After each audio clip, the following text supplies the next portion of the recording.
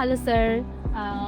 Can you say about Western Australia? Which one point is most preferable for a student? Which one is more likable and at University of Western Australia? Right, thank you very much.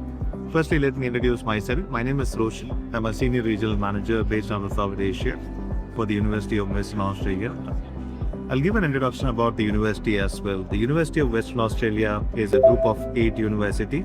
The ranking of the university is 77 as per QS World Rankings 2027.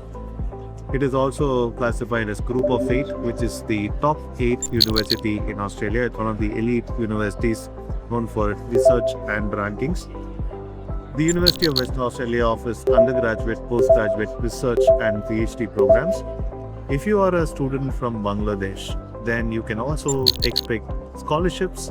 For 2026, we were offering $6,000 to $10,000, all the way up to $12,000 as well for students who are eligible. And there are really good and interesting scholarships available for 2027 as well. Okay.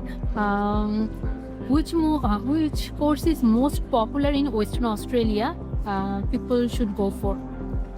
So interestingly, we offer STEM and business programs, and there are programs with specializations as well.